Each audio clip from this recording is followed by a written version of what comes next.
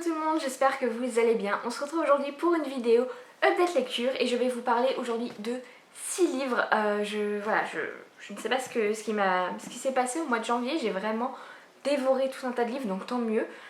J'ai lu en tout 11 livres au mois de janvier, donc je suis très contente de moi. Et donc aujourd'hui je vais vous parler de 6 lectures, certaines qui commencent à remonter un petit peu, donc je vous en parlerai du mieux que je peux. Voilà, donc on va commencer tout de suite. Donc, ma plus ancienne lecture, c'est La femme en verre de Arnaldur Indridason. Voilà, retour en Islande, ça faisait longtemps que j'avais pas... Enfin non, ça faisait pas longtemps que j'avais lu un livre en Islande, mais ça faisait longtemps que j'avais pas lu un livre d'Indridason, à peu près un an. Et j'étais très contente de retrouver cet univers, voilà. Dans cette histoire, on se retrouve au début dans une fête d'anniversaire d'un petit garçon. Donc il a invité ses copains à jouer, sa mère s'occupe du goûter et sa petite sœur qui a un petit bébé encore mais qui rampe et tout, se balade dans la maison pendant que la mère prépare le goûter. Et à cette fête aussi il y a le grand frère d'un des petits enfants qui a été invité qui est venu le chercher et qui attend un petit peu que la fête se termine, je crois que c'est ça. Et en fait la petite fille est en train de mâchouiller un truc blanc, voilà. Cet homme, enfin ce jeune homme étant étudiant en médecine, il remarque très vite que non seulement ça a l'air d'être un os, mais surtout d'un os humain. Et du coup, la mère va demander à son fils s'il sait pourquoi sa sœur joue avec ça, et lui il va dire que c'est un caillou qu'il a trouvé dans une maison en construction, sur un chantier d'une maison en construction. Et du coup, il va amener tout le monde à cet endroit-là et là, ils vont appeler la police. Et en effet, il y a d'autres d'autres os.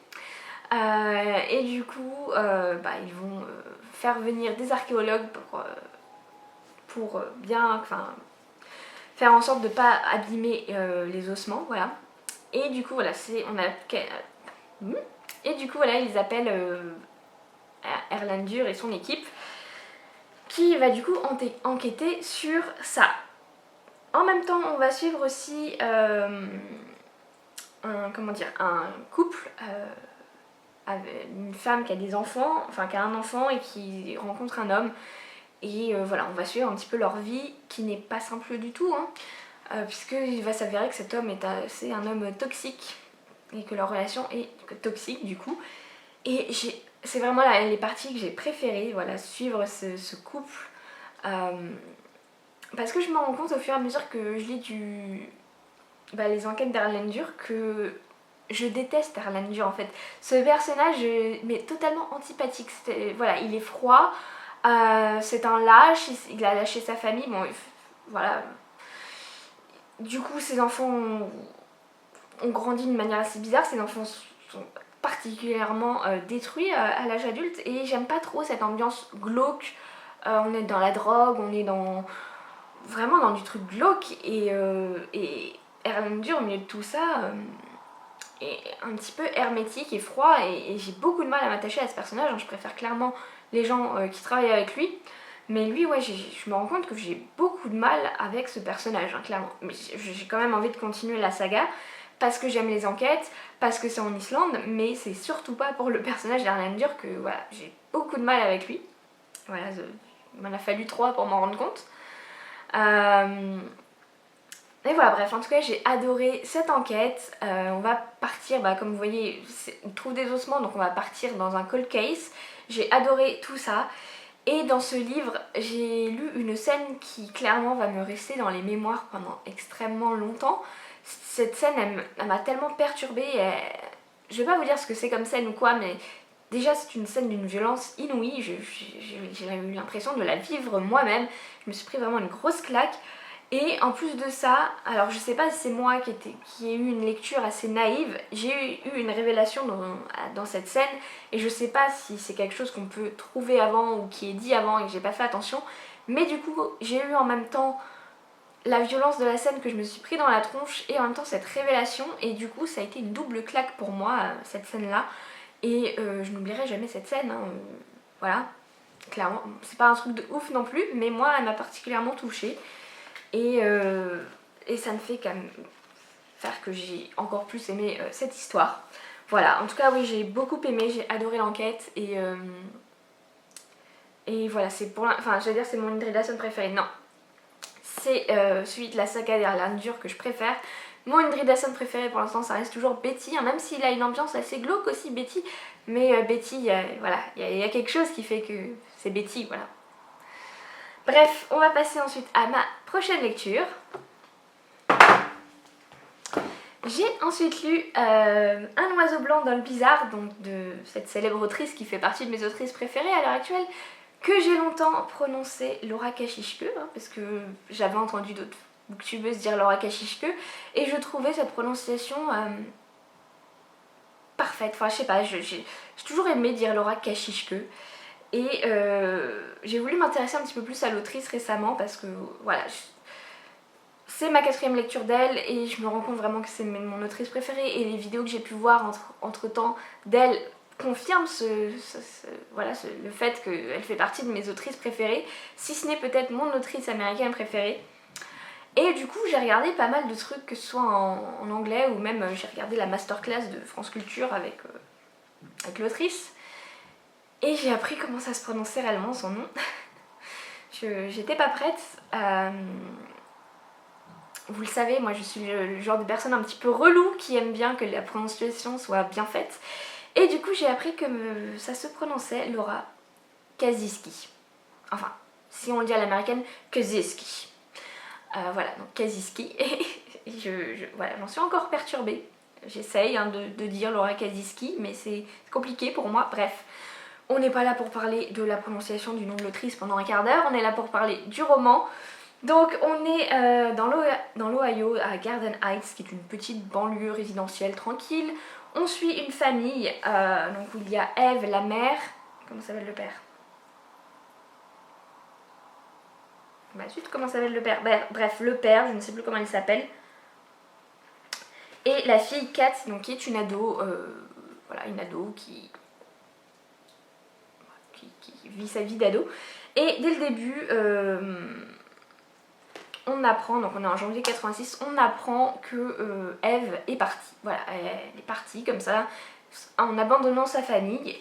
Et du coup, on va suivre du point de vue de Kat un petit peu la disparition de sa mère, sa vie juste avec son père, les recherches, tout ça, voilà, on va suivre un petit peu tout ça sur plusieurs années, toujours en janvier. Ça c'est vraiment quelque chose que j'ai beaucoup aimé. On suit cette histoire à chaque fois en janvier de chaque année.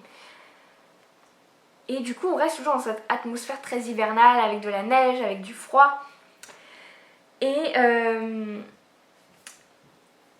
livre est construit d'une manière assez particulière, c'est-à-dire que à chaque fois on est dans le mois de l'année, enfin on est au mois de janvier de l'année auquel on suit les événements de la vie de Kat, excusez-moi, à cette période, mais quand elle nous décrit sa vie, ça va tout le temps dériver vers des anecdotes du passé avec sa mère. Voilà, on va découvrir du coup sa relation avec sa mère qui n'est pas toute belle, hein, clairement. On va découvrir du coup le passé de la famille, le passé de la relation de la mère et de la fille. On va vraiment découvrir plein de choses dans le passé qui ne sont pas dit dans des ordres chronologiques du tout, donc c'est un petit peu, on s'embrouille un petit peu, hein, c'est un petit peu flou quand même comme lecture. Il n'y a pas beaucoup d'action, donc si vous aimez pas les trucs où il n'y a pas d'action, c'est clairement pas pour vous. On est vraiment dans l'introspection, on est dans les pensées de Kat. Et c'est aussi un des trucs qui m'a un petit peu dérangé, c'est les pensées de Kat. Puisque Kat est une adolescente, elle a 16 ans je crois quand sa mère disparaît.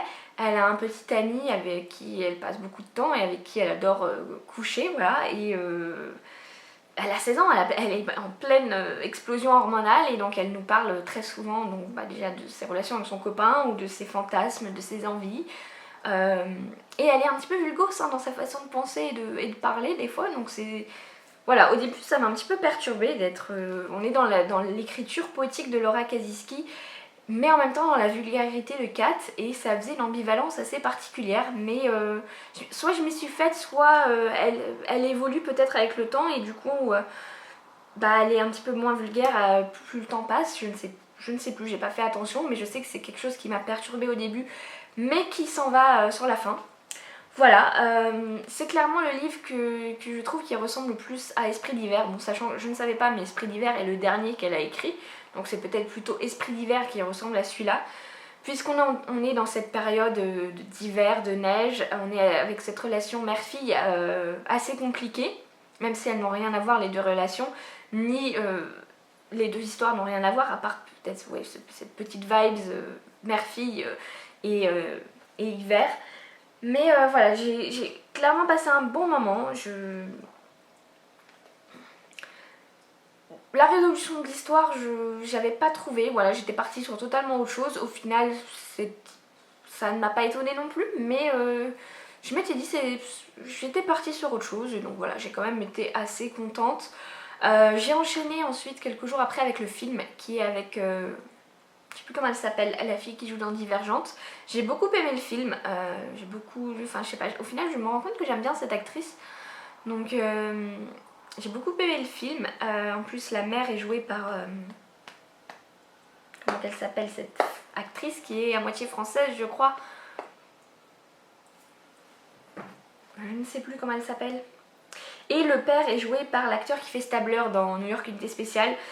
Rien à voir au niveau des personnages, mais j'ai trouvé ça assez sympathique de le retrouver là-dedans. Zut, comment qu'elle s'appelle?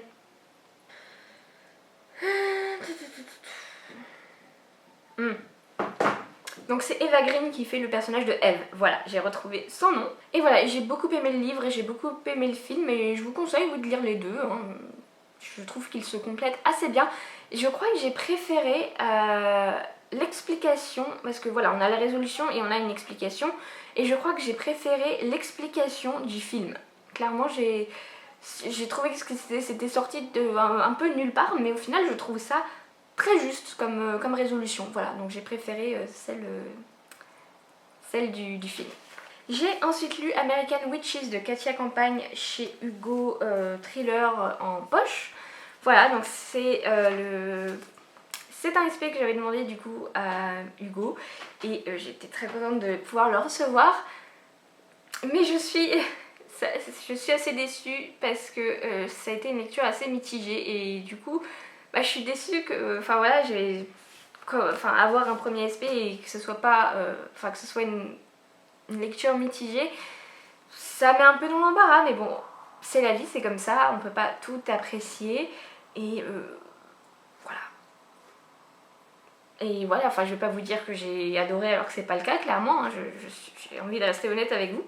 Donc on se retrouve ici dans un petit village du Massachusetts qui s'appelle Hinsdale. Le corps d'une femme est retrouvé dans la forêt, donc c'est une femme rousse, hein, je tiens à le préciser en tant que roussophile, donc j'étais bien contente. Donc le corps d'une femme rousse dont la scène de crime soit est une mise en scène pour faire passer ça pour de la sorcellerie, soit est réellement de la sorcellerie. Du coup on se retrouve avec Ethel, donc, qui est un jeune homme de 26 ans qui à la base était dans la police de Boston et qui s'est fait un petit peu jeter dehors en mode... voilà, tiens, il y a une place de shérif qui se libère dans ce petit bled. Vas-y, parce que ici tu nous casses les pieds. Et du coup, il se retrouve dans ce petit village qu'il connaît pas du tout, il connaît pas l'équipe. Et il est là pour remplacer un shérif qui part à la retraite, mais qui est encore en poste pour c'est sa dernière enquête, voilà. Et voilà, du coup, il se retrouve là et il se retrouve très vite confronté au fait que ce soit un tout petit village et qu'il y ait très peu de moyens et que c'est assez compliqué d'enquêter sur ce crime. Crime d'une jeune fille qui est influenceuse, voilà. Lui il la connaît de par de ses réseaux sociaux. Donc voilà, c'est une jeune fille qui était influenceuse beauté, je crois, voilà. Et qui était retrouvée, donc mise en scène dans une scène de crime mise en scène de sorcellerie. Sachant que le petit village de Hinsdale est un village empreint de sorcellerie, voilà, ça fait partie de son passé, il y a eu des procès de sorcières à cet endroit-là. Et c'est justement une des choses qui m'a déçue, c'est qu'à la lecture de la 4e de couverture, je pensais réellement qu'on allait avoir des alternances passé-présent avec... justement on aurait suivi un petit peu tout ce passé historique de cette ville parce qu'on a beau nous rabâcher que il y a eu des sorcières, qu'il y a des marques de sorcellerie partout dans ce village. on nous le dit, ok, mais moi j'aurais voulu le vivre un petit peu, voilà, franchement je m'attendais à avoir un petit peu un passif. Après j'ai beaucoup aimé du coup un petit peu l'ambiance quand même qui est mise en place dans ce village, qui est très brumeux, très... Voilà, on sent qu'il y a une petite vibe un petit peu particulière. Il y aurait pu avoir un petit peu de fantastique, de surnaturel, ça m'aurait pas dérangé, ça n'a pas été le cas. Mais voilà, j'ai quand même bien aimé cette vibe qui... Voilà, assez mystique, voilà. J'ai beaucoup aimé le personnage de Ethel et un petit peu tous les personnages comment dire, de la police, voilà, je les ai tous beaucoup aimés. Après, donc à part le fait que je m'attendais à ce qu'on ait le passé de l'historique de la ville un petit peu plus dans le livre, il y a d'autres petits points qui m'ont dérangée. Déjà le premier point, c'est on a un personnage méchant, voilà. Et il est méchant, du coup il a toutes les caractéristiques du méchant, je l'ai trouvé extrêmement cliché, c'est-à-dire que voilà, on ne dit pas que c'est le méchant mais on le sait parce qu'il se comporte comme un gros connard, c'est le méchant, voilà. Donc ça m'a un petit peu voilà, dérangé, j'ai trouvé ça un petit peu trop facile d'avoir ce méchant aussi méchant, enfin voilà. Et autre petite chose, alors on suit, il y a dans ce village en gros un manoir où il y a les sorcières de Salem, donc c'est une association de femmes qui aide les femmes qui ont été battues, enfin voilà, qui aide les femmes en détresse, et du coup qui s'appelle les sorcières de Salem pour un petit peu, voilà, on est dans la vision de la femme actuelle qui est féministe et qui se revendique sorcière parce que ce sont des femmes féministes. C'est très bien, ça j'ai beaucoup aimé, mais on part un petit peu limite en politique avec ça et ça m'a un petit peu plus dérangée. Et autre petite chose, c'est que c'est ce groupe de femmes qui vit dans un espèce de manoir, ça m'a fait penser un petit peu à la saison 3 d'American Horror Story, voilà, sans le côté un petit peu surnaturel, mais j'ai eu un petit peu une vibe de la American Horror Story saison 3. C'est pas une mauvaise chose, hein, mais enfin voilà, je tenais à le préciser. Une autre petite chose qui m'a dérangée aussi, c'est que bon, on est dans un livre écrit par une Française sur... Enfin, ça se passe aux États-Unis. Et j'ai noté quelques petites incohérences, mais bon, ça c'est moi qui suis relou, sur le fait que ça se sentait que c'était écrit par une Française alors que ça se passe aux États-Unis. Voilà. Rien de qui gâche l'histoire ou quoi, mais c'est juste que je tenais à le noter parce que c'est vrai que, bon, moi la première, si j'écrivais un livre, je pense que j'écrirais un livre par contre qui se passerait en Islande probablement, et que voilà, j'ai été en Islande mais je n'ai pas vécu là-bas, donc je n'ai pas non plus la culture réellement en moi, même si je ferais tout un tas de recherches avant. Mais voilà, donc je vais pas critiquer les auteurs français qui écrivent leurs histoires qui se passent dans d'autres pays, on n'est pas obligé d'écrire quelque chose qui se passe dans son pays ou dans son village, clairement voilà, on fait ce qu'on veut, mais des fois ça se ressent et là je l'ai ressenti un petit peu. Voilà, et encore petite chose qui m'a dérangée, c'est un petit peu, on va dire, le syndrome du super-héros. Je sais pas si c'est un truc qui existe ou quoi, mais que moi j'ai ressenti et que j'ai envie d'appeler ça comme ça. C'est-à-dire qu'on a un personnage qui se fait défoncer, mais qui est toujours d'attaque pour aller... voilà, il se retrouve à l'hôpital et paf, non, je veux pas rester à l'hôpital, je veux continuer mon enquête. Du coup, je sors de l'hôpital, même si clairement, physiquement, il en est pas capable. Voilà, j'ai trouvé que c'était un petit peu trop poussé. Donc c'est pour ça que globalement ça... Après l'histoire j'ai aimé l'enquête, j'ai aimé, je vous ai dit, les personnages principaux du côté des policiers. Et je serais ravie de pouvoir les retrouver dans un autre tome, de retrouver ce village et ces personnages. Mais il y a des choses qui m'ont fait un petit peu... qui ont fait que ma lecture est forcément un peu plus mitigée. J'aimerais quand même beaucoup lire une suite, pourquoi pas, et surtout découvrir un petit peu plus l'histoire de Hinsdale, hein, parce que je suis un peu restée sur ma faim à ce niveau-là. Je me suis rendu compte ensuite que je ne devais pas vous parler de 6 romans mais de 7, voilà, j'ai vraiment beaucoup lu. Et je dois vous parler de Elma de Eva Björg Aisgerdottir, donc qui est sortie pour l'instant chez France Loisirs et qui doit sortir chez La Martinière, donc je ne sais pas quand, hein, mais c'est juste qu'il y a marqué autorisation des éditions de La Martinière, donc il va sortir chez La Martinière un jour ou l'autre. Donc retour en Islande encore une fois, donc on se retrouve avec une femme enquêtrice qui s'appelle Elma et qui revient à Akranes, donc, qui est une petite péninsule un petit peu au nord de Reykjavik. Du coup elle revient à Akranes parce qu'elle a eu une rupture assez difficile et elle a envie de retrouver un petit peu ses racines, d'être proche de sa famille. Et voilà, elle a l'opportunité, il y a quelqu'un de Akranes qui veut partir à Reykjavik, du coup voilà, elle trouve un poste à la police de Akranes. Et voilà, du coup elle retrouve un petit peu d'anciennes personnes qu'elle a connues, ses parents, elle retrouve ses marques, elle se prend un appartement. Voilà, voilà.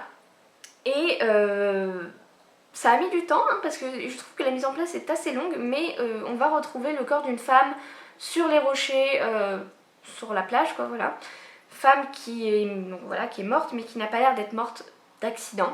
Et du coup, après la découverte du corps de cette femme, on va partir un petit peu dans le passé de cette femme, le passé des habitants de la ville, puisque c'est une toute petite ville, tout le monde se connaît.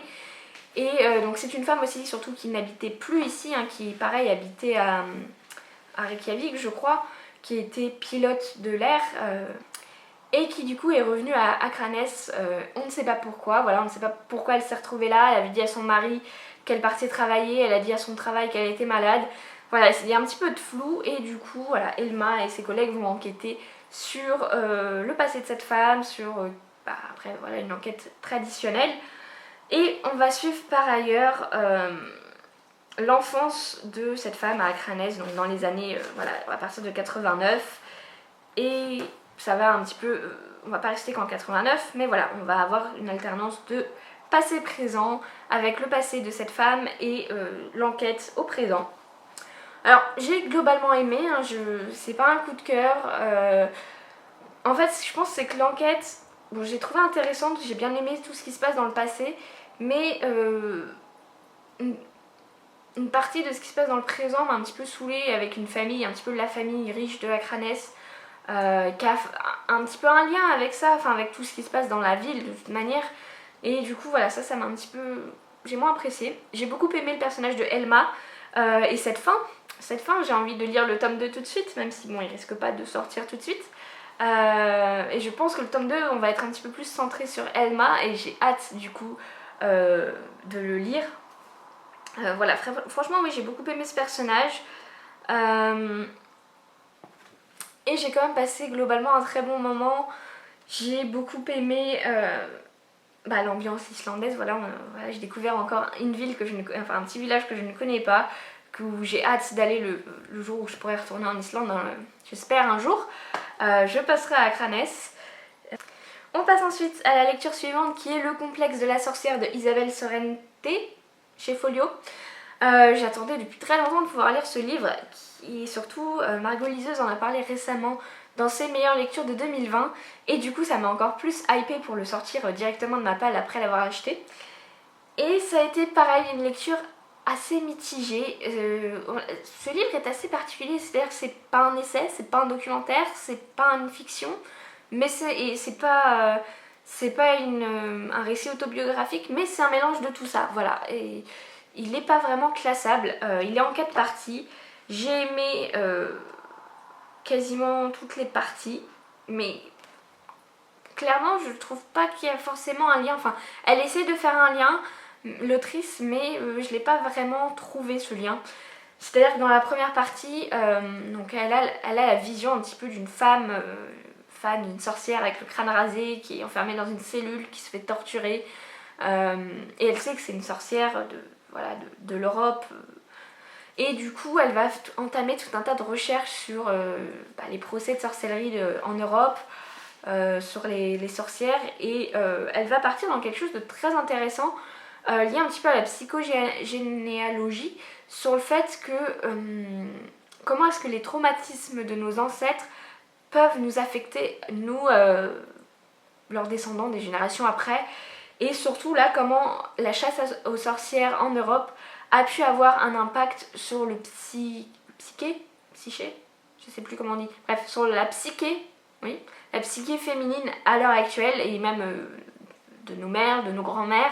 Comment est-ce que ça a pu avoir un lien? Est-ce que ça a un lien? Et j'ai trouvé ça très intéressant, j'ai beaucoup aimé cette théorie. Par exemple, elle fait une analogie avec la balance, donc la balance qui est quand même pour beaucoup de femmes un petit peu un objet de peur, voilà, parce qu'on a toujours un petit peu cette dictature du poids, hein, Et apparemment, à l'époque, les femmes pouvaient être pesées et si elles étaient trop minces, c'est qu'elles, voilà, je sais plus c'était quoi, elles n'avaient pas d'âme ou je sais pas, enfin bref, c'était des sorcières si elles étaient trop légères. Nous, à l'heure actuelle, si on est trop lourde sur la balance, ça ne va pas non plus pour la société. Enfin voilà, j'ai beaucoup aimé par exemple cette analogie. Vraiment beaucoup de choses qui m'ont beaucoup intéressée dans cette première partie. Et après, on passe à la deuxième partie et j'ai pas trop compris en fait. Donc cette deuxième partie s'appelle Chasse et elle va nous parler des chasses aux sorcières, de comment des gens peuvent s'acharner sur des femmes et du coup elle va nous faire l'analogie avec son harcèlement scolaire qu'elle a vécu pendant de nombreuses années. J'ai trouvé cette partie très intéressante aussi, voilà, parce qu'on est avec cette jeune fille, cette ado qui n'en parle pas à ses parents ne voient rien, elle se fait un peu martyriser à l'école, elle vit très mal tout ça. Et ça permet un petit peu de faire la vision là-dessus. Bon, je ne suis pas parent, mais en tant que parent, il faut faire attention à nos enfants et que c'est pas forcément quelque chose qu'on peut détecter. Enfin là, le pire, c'est que ses profs le savent, mais ils ne font rien non plus. Enfin voilà, j'ai beaucoup aimé cette partie, mais j'ai pas trop compris le lien en fait. Enfin, oui, elle arrive à nous faire un lien, mais pour moi, il n'y a pas trop de lien à voir. La troisième partie qui s'appelle Pardon, oui, je crois que c'est la partie que j'ai le moins aimée. Clairement, j'en ai pas beaucoup de souvenirs. Et voilà.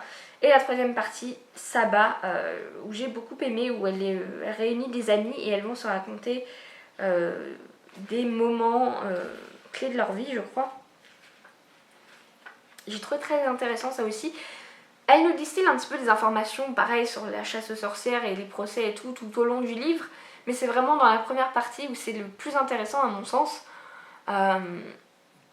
Donc c'est pour ça, je m'attendais à ce qu'on ait un petit peu plus... on reste vraiment dans l'idée de la première partie tout au long du roman et qu'on soit un petit peu moins dans la psychanalyse de l'autrice, parce que c'est un petit peu le cas sur le reste du bouquin. Donc voilà, je suis assez mitigée, ça se lit quand même assez bien, j'ai appris pas mal de choses, j'ai envie de lire encore beaucoup de choses sur les sorcières. Et voilà, j'ai trouvé cette théorie sur le fait que comment la chasse aux sorcières peut nous affecter toujours à l'heure actuelle très intéressante. Après ça, j'ai eu envie de lire un thriller bien voilà, que j'allais dévorer et en effet je l'ai lu en 2 jours. J'ai lu Avalanche Hotel de Nico Takian au livre de poche et c'est un petit coup de cœur, hein. Clairement là je retrouve le Nico Takian de Juste après la nuit, non, la nuit n'est jamais complète. Voilà, je crois que c'est ça. J'avais eu un gros coup de cœur pour ce livre en février de l'année dernière, je crois, je ne sais plus, ou en 2018, je sais plus quand est-ce que je l'ai lu, mais j'avais eu un gros coup de cœur. Et après j'avais lu un autre livre de l'auteur que j'avais beaucoup moins aimé, je ne sais plus comment il s'appelle, quelque chose avec enfer dans le titre. Et j'étais assez réticente de lire ce livre parce que j'ai vu des avis très bons et des avis pas très bons.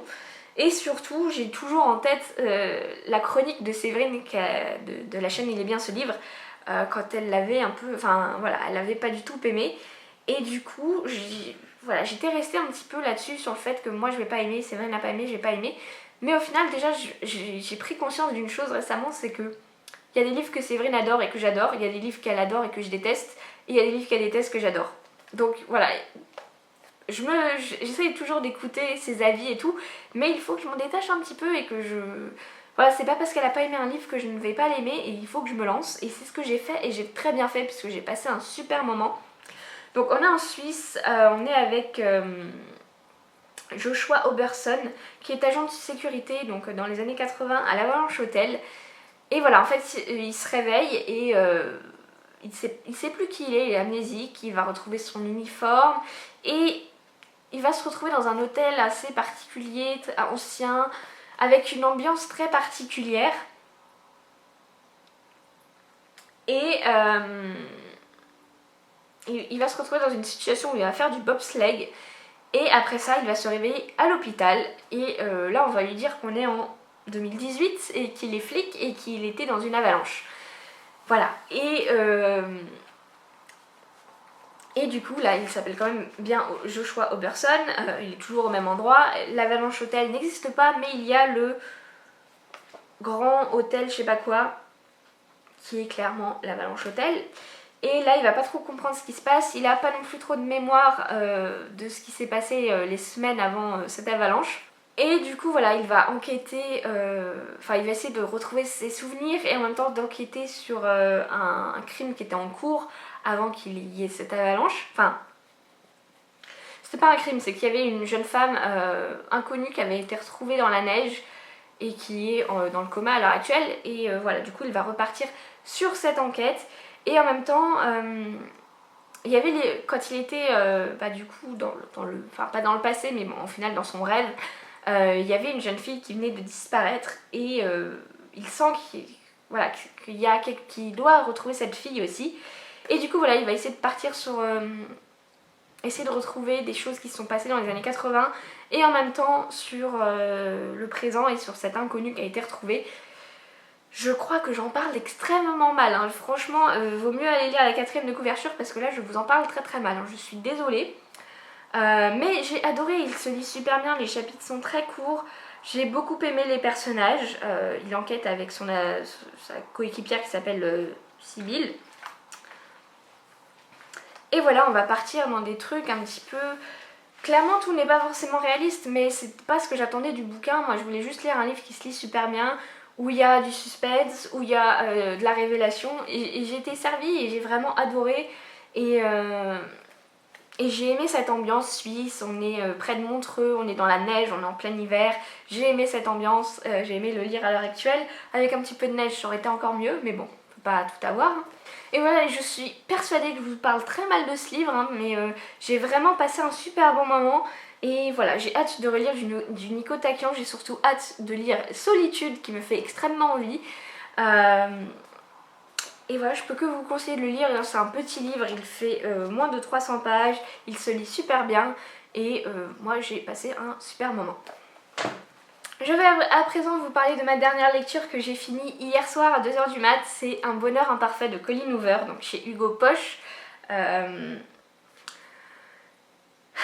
C'est mon deuxième Colleen Hoover, j'avais lu déjà Jamais plus il y a quelques années que j'avais beaucoup aimé, ou qui traitait d'un sujet très particulier et qui me touchait beaucoup émotionnellement, auquel je tenais. Et là on est sur un sujet totalement différent. Donc ils en parlent dans la 4e de couverture, donc je vais vous en parler dans Jamais plus. Je sais plus si c'était évoqué, mais moi j'avais découvert Jamais plus sans trop en savoir et c'était pas mal. Mais là voilà. Donc on est avec Quinn et Graham qui sont mariés depuis 7 ans. Enfin ils sont ensemble depuis 7 ans, ils se sont rencontrés dans une situation assez particulière que je vous laisserai découvrir si vous voulez le lire. Et voilà, et du coup on va les suivre sur 2 temporalités, on va les suivre au moment où ils se rencontrent et au début de leur histoire, et on va les suivre du coup 7 ans plus tard quand ils sont mariés et quand ça fait un certain nombre d'années qu'ils essayent d'avoir un enfant et qu'ils n'y arrivent pas, voilà. Donc on se retrouve dans le présent où on a des scènes compliquées, leur couple ne va pas bien, Quinn vit très mal le fait de ne pas réussir à être mère puisque ça vient d'elle en plus. Clairement le sexe entre eux c'est devenu juste de la mécanique, voilà, il faut faire l'amour tel jour parce que j'ovule et elle n'y prend aucun plaisir, et quand son mari essaye de venir vers elle à d'autres moments elle est complètement hermétique. Voilà, elle a l'impression de ne plus rien sentir pour lui. Enfin voilà, vraiment elle est dans une période de sa vie très sombre et très compliquée. Et j'allais dire j'ai adoré, non je peux pas dire que j'ai adoré, mais ça m'a semblé tellement... Toutes les scènes dans le présent m'ont semblé tellement dures et tellement sombres. C'est-à-dire que quand je lisais ce livre, quand on était dans le présent, j'avais l'impression qu'il y avait un filtre de pluie, de sombre, de gris. Vraiment voilà, il y avait une ambiance très glauque dans ces scènes au présent. Et il y a des scènes qui m'ont particulièrement... Enfin j'avais l'impression d'être Queen et de les vivre avec elle et qui m'ont fait mal. Pas physiquement mais psychologiquement, clairement. Les scènes sont très dures, certaines. Et c'est pour ça qu'au début... Bon, au début je trouvais ça bien quand même qu'on voit un petit peu comment leur couple se forme, mais très vite ça m'a un petit peu saoulée, voilà, voir des scènes de cul et tout. Mais au final on a besoin de ces scènes là pour faire redescendre la pression qui se passe dans les scènes du passé qui sont très dures, qui sont oppressantes, et voilà, d'avoir les scènes un petit peu plus légères où on est au début de leur couple, où ils sont insouciants, où ils se grimpent dessus à longueur de temps. Ça permet de vraiment de se relâcher un peu et de pas être tout le temps dans l'oppression et dans tous ces sentiments, toutes ces émotions hyper dures. Clairement, voilà, moi, c'est quelque chose qui me fait extrêmement peur le jour où on se décidera avec mon chéri qu'on n'y arrive pas et qu'un ou deux ou les deux aient un problème. C'est vraiment quelque chose qui me fait peur et je pense que ça fait peur à beaucoup de femmes. Et du coup, j'ai un petit peu vécu ça avec Queen comme si ça m'arrivait aussi à moi aussi. Et voilà, et clairement, j'ai vraiment vécu ce roman, j'ai versé des larmes à certains moments, enfin voilà, il m'a beaucoup touchée émotionnellement et ça j'ai vraiment adoré. Et c'est ça que j'aime avec Colleen Hoover, c'est qu'elle nous fait des sujets très durs et en même temps elle arrive un petit peu à... Voilà, ça reste quand même de la romance, mais il y a des sujets tabous et durs qui sont abordés et j'aime beaucoup ça avec elle. S'il y a d'autres livres, un petit peu de Colleen... J'ai un autre livre de Colleen Hoover dans ma palle qui est Too Late, non je sais plus, j'essaierai de vous le mettre là, il y a une couverture rose et noire. J'essaierai de le lire, mais s'il y en a d'autres un petit peu dans ce même schéma où on a un sujet très dur et qui contrebalance avec autre chose, n'hésitez pas à me le dire, parce que voilà, j'ai très envie de lire d'autres Colleen Hoover, mais j'ai pas non plus avoir envie de lire juste une romance contemporaine classique. Voilà, j'aime qu'il y ait un sujet un petit peu plus profond qui soit abordé. Et voilà, et je pense que c'est un petit coup de cœur, hein, clairement. Ce livre m'a beaucoup touchée et je l'ai vécu à 100% avec Queen, qui pourtant pourrait être un personnage un petit peu antipathique, mais moi je l'ai pas du tout ressenti. Et voilà, et j'ai adoré cette histoire d'amour entre ces deux personnes et ce qu'ils traversent et voilà, et je peux que vous le conseiller. Je suis pas, enfin avant j'aimais la romance, maintenant c'est plus trop le cas, mais de la romance comme ça je veux bien en lire assez régulièrement, ça me conviendrait parfaitement. Voilà tout le monde, c'était tout donc pour cette update lecture. N'hésitez pas à me dire en commentaire si vous avez lu certains livres dont je vous ai présenté et à me donner des recommandations Colleen Hoover. Je vais vous laisser et on se retrouve très bientôt pour une nouvelle vidéo. Salut!